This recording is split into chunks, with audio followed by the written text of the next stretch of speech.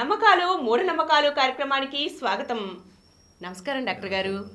Doctor గారు, ఎవరైనా ఇంట్లోనే చనిపోతే ఆ ఇంట్లో ఆ చనిపోయిన వ్యక్తి ఆత్మ తిరుగుతూనే ఉంటుందంటారు.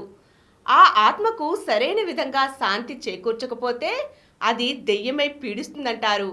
అందుకే ఎవరైనా ఏ ఇంట్లోనైనా చనిపోతే ఆ గదిని కానీ ఆ ఇంటిని కానీ 6 నెలలు తాళం వేసి వదిలేయాలంటారు.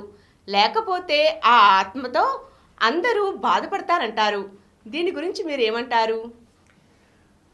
లక్ష్మి, అసలు ఇదంతా మూఢనమ్మకమ్మ. అసలు ఆత్మ అనేది లేదు. కానీ ఈ ఆత్మ మీద ఎన్ని రకాలైన మూఢనమ్మకాలు చూడు. ఎవరైనా ఒక ఇంట్లో చనిపోతే ఆ ఇల్లు వదిలేస్తారు కదా. మరి కొందరు అద్దె ఇల్లు వదిలేస్తే మంచి ఇల్లు ఉంటుంది, ఆ ఇంట్లో వెనక చచ్చిపోతే ఆ ఇల్లు ఇంకో ఇల్లు దొరకడం కష్టం. అలా సొంత ఇల్లు కట్టుకుంటారు. సొంత ఇల్లు కట్టుకుని ఆ సొంత ఇంట్లో చనిపోతే ఇంక ఇంటికి ఎక్కడ వెళ్తారు? అది ఇంక ఎంజాయ్ చేసే మామూలుగా అయితే ఆ ఇల్లే వదిలేయాలి. లెక్క ప్రకారం అయితే ఏ ఇంట్లో అయితే మనిషి చనిపోయారో వాళ్ళ హిందూ నమ్మకాల ప్రకారం ఆ ఇంటినే వదిలేయాలి. వదిలేసి దూరంగా వెళ్ళిపోవాలి. ఆ ఇల్లు వదిలేసి వెళ్ళిపోయి 6 నెలలు దూరంగా ఉంటే అప్పుడు ఈ లోపల వాళ్ళు చేయాల్సిన కర్మకాండలు చేయడం, పిండాలు పెట్టడం, ప్రతి నెల మాసికాలు చేయడం, ఆ బ్రాహ్మణులకి భాషను ఇవ్వడం, మళ్ళీ ఎన్నీ కూడాను ఒక రకంగా చెప్పాలంటే సమాజంలో దోపిడీ వర్గాలు కూడా సృష్టించాయి. బ్రాహ్మణులందరూ కూడాను ఇలాంటి వాటి మీదే కర్మకాండలు చేసి వాళ్ళు గోదానం పొందడం, ఇంకోటి పొందడం, ప్రతి నెల చేయడం, అక్కడ కానుకలు పొందడం, ఇవన్నీ కూడా వాళ్ళ కోసం కూడా సృష్టించి చేయడం జరిగింది. ఒక పౌరోహిత వర్గం వాళ్ళ మనుగుడు కోసం, వాళ్ళ ప్రాబల్యం కోసం, వాళ్ళ స్థానాన్ని ఏర్పరచుకోవడం కోసం ఇలాంటి నమ్మకాలను కూడా పెంచి పోషించి అది మనుషుల్లో అయ్యో మనిషి పేరు ఆత్మకి శాంతి కలపేలాగా శాంతికి నెల ఖర్చు చేయాలి, పిండాలు పెట్టాలి, ఈ కర్మకాండలు చేయాలి, ఈ దానాలు చేయాలి, ఈ మంత్రాలు చెప్పించాలి, ఇవన్నీ చేయాలని చెప్పేసి ఒక పౌరోహిత వర్గం దాన్ని ఎలాగా సృష్టించి ఉన్నా లేకపోయినా సరే అన్నమాట. ఇలా మరి ఏం చేస్తాం? మరి తప్పదు. పైగా పెద్దానికి భయాలు కల్పించడం, ఇలా చేయకపోతే అయిపోతుంది. ఆ భయాలు కల్పించడం లేదు. మీ ఆత్మ పోదు, ఇక్కడే ఉంటుంది, ఇక్కడే తిరుగుతుంటుంది, దెయ్యమై పీడిస్తుంది. ఈ దెయ్యాల నమ్మకం, ఆత్మ మీద నమ్మకం, ఇవన్నీ నమ్మకాలు మరి బుర్ర పట్టుంటుంది కదా. ఈ మతాల్లో, మత నమ్మకాల్లో కొన్ని చాలా విచిత్రమైన మత విశ్వాసాలు మనిషిని ఎంత చేస్తాయంటే వాడు బయట పడినవరు. నువ్వు ఇలా చెయ్యాల్సిందే అంటే వాళ్ళకి చేయడానికి తాహత లేకపోయినా సరే చేస్తారు.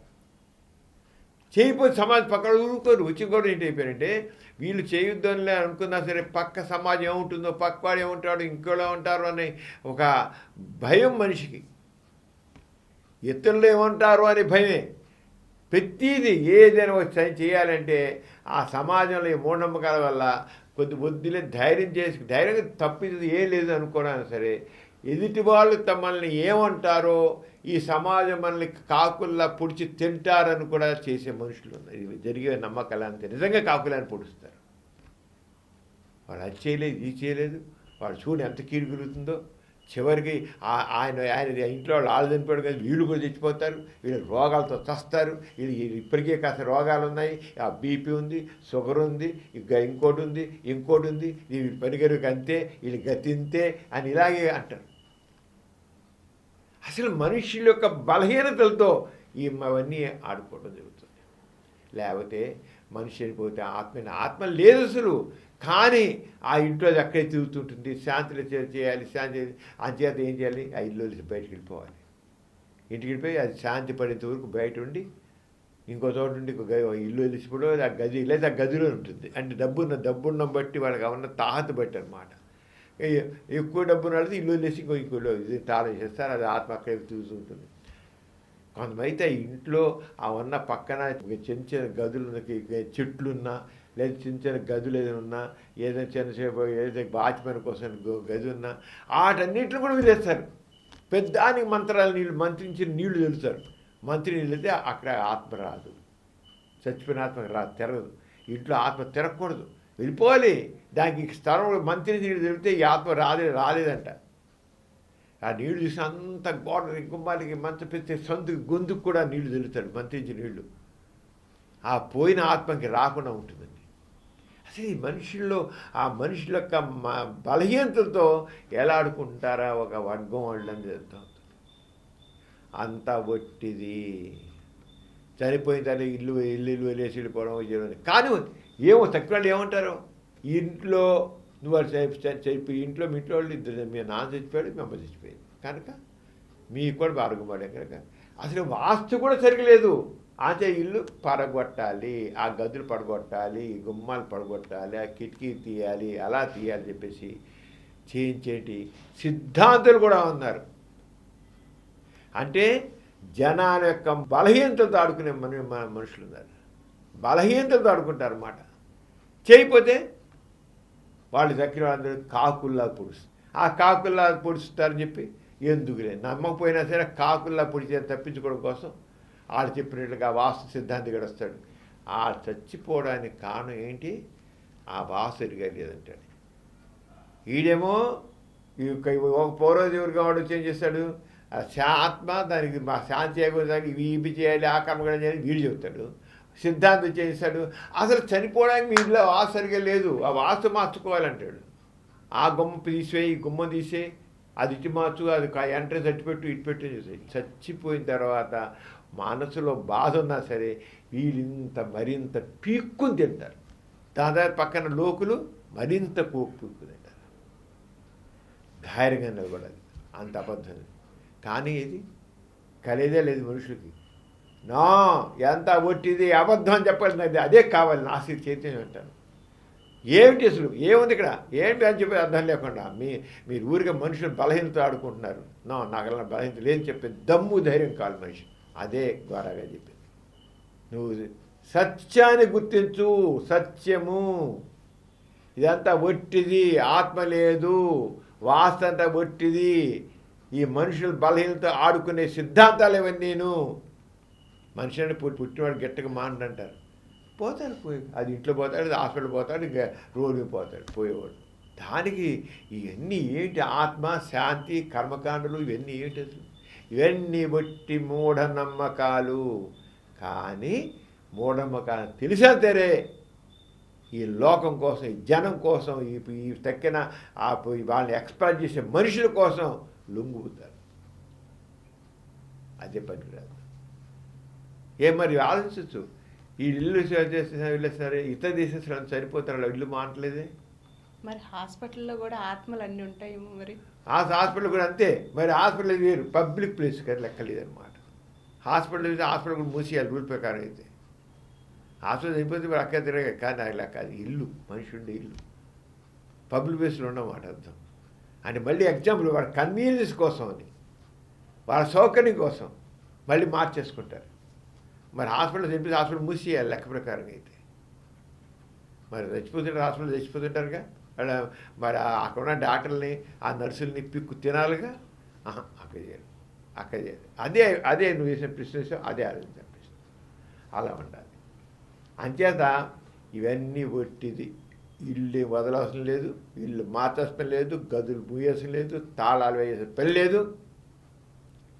ఆత్మ అనేది లేదు, ఆత్మశాంతి అన్నమాట అర్థం లేదు. ఆ దెయ్యాలనేవి లేవు. ఆ దెయ్యాలు ఇవన్నీ కూడా మన బలహీనతలు. మన బలహీనతలే మన దెయ్యాలు. అలాగే ఎదుటి వాళ్ళనే మాటలకు లొంగిపోవడమే ఆ బలహీనతే మన తప్పు. ఇంత సైన్స్ డెవలప్ అయ్యింది. అరే మన వాళ్ళ దగ్గర పారిపోతున్నారు, చూస్తున్నారు, వస్తున్నారు, అక్కడ ఎవరు చేయట్లేదు, చచ్చిపోతే ఎవరు చేయట్లేదు. మరి వాళ్ళందరికీ ఏంటి, దెయ్యాలు పట్టుకోవట్లేదా, పీకటం లేదా, ఇల్లు ఖాళీ చేయట్లేదు ఎవరు? ఇక ఎందుకు ఇల్లు ఖాళీ చేస్తున్నారు, ఎందుకు చెయ్యాలి, ఎవడ ప్రశ్నిస్తున్నాడా? ఆ ప్రశ్న లేకపోవడం వల్ల ఈ మూఢనమ్మకాలు వస్తున్నాయి. ప్రశ్నించే తత్వం లేకపోవడం వల్లే, మూఢంగా నమ్మడం వల్లే ఎన్ని నివేదికలు. అంటే చనిపోయిన తర్వాత ఇంటి గదికి తాళం వేసలేదు, ఇంటికి తాళం వేసలేదు, ఆ ఇంట్లోనే శుభ్రం. కొన్ని జ్ఞాపకాలు ఉంటాయి. మన నిన్నదాకా మన అమ్మ ఇక్కడ తిరిగింది, మా నాన్న ఇక్కడ తిరిగాడు, మా అక్క లేదు, మా చెల్లి ఇక్కడ, మా అక్క ఇలా తిరిగింది, మా అబ్బాయి ఇక్కడ తిరిగాడు అని జ్ఞాపకాలు బాధ ఉంటే ఉండొచ్చు, కొంతకాలం ఉంటాయి, తప్పదు, ఉంటాయి. ఆ ఇల్లు మారినా ఉంటాయి, ఎందుకుంటాం, బాధపడడం ఎక్కడన్నా ఉంటుంది. ఆ బాధ దానికోసం ఇల్లు మార్చేస్తారు. వాళ్ళ జ్ఞాపకాలు మనం వెంటాడతాయని. ఆ జ్ఞాపకాలు వెంటాడడానేమో ఆత్మగా దెయ్యంగా చూసుకుంటారా? కొంతకాలం పడితే పాల్గొడిపోతాయి, మన జ్ఞాపకాలు పాల్గొడిపోతాయి. అందుకని కావాలి, మనిషికి ప్రశ్నించే తత్వం కావాలి, సత్యం మీద నిలబడి రావాలి. లేకపోతే మూఢనమ్మకాలు అని ఇలాగే ఉంటాయి. మనుషులు బాధపడుతూనే ఉంటారు. అంతే, ఎవడో అంటారని ఎవడో కోసం చేయడానికి వీలు లేదు. అంతే, తప్పు అసలు ఇది. మనిషి బుద్ధిజీవి. కానీ ఈ నమ్మకాల దగ్గర వచ్చేలా బుద్ధిజీవి బుద్ధిహీనుడు అవుతున్నాడు. దానికి కారణం ఏంటి? సమాజం ఏముంటుందో. సమాజం ఏంటి? ఈ సమాజం నువ్వు నేను కదా సమాజం. మనందరం కలిసే సమాజం. తప్పుగా చెప్పాలి, అబద్ధం చెప్పాలి, ఆ మూఢముఖం చెప్పాలి. అలా ఉండబడి అవుతుందన్నమాట. అంతేగాని ఆ చనిపోతే ఆత్మ అక్కడ ఉండడం, శాంతతో తిరుగుతుంది, వెంటాడుతుంది, ఇవన్నీ బొట్టిది. ఆత్మ లేదు, దెయ్యం లేదు, ఇంకోటి లేదు. ఆత్మలనేవి లేనే లేవు. మరణించిన వ్యక్తి ఆత్మగా తిరగడం అనేది జరగదు. తెలుసుకున్నారుగా? ఇటువంటి విజ్ఞానదాయకమైన కార్యక్రమాల కోసం మా ఛానల్ను తప్పక వీక్షించండి. Thank you.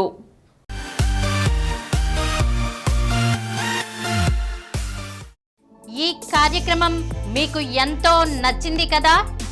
ఇటువంటి మరిన్ని వీడియోల కోసం అనతి కాలంలోనే 20 కోట్ల వ్యూస్ సాధించిన డాక్టర్ సమరం మల్టీ ఛానల్ నెట్వర్క్ సమర్పించు గోరా ప్రగతి ఛానల్కు సబ్స్క్రైబ్ చేయండి, లైక్ చేయండి, మీ ఫ్రెండ్స్కి షేర్ చేయండి. అలాగే ప్రక్కనున్న గంట సింబల్ని ప్రెస్ చేయడం మర్చిపోకండి. Please download Samaram Multi-Channel app and watch your favorite channels from your mobile. App available on Google Play Store and subscribe to the channels.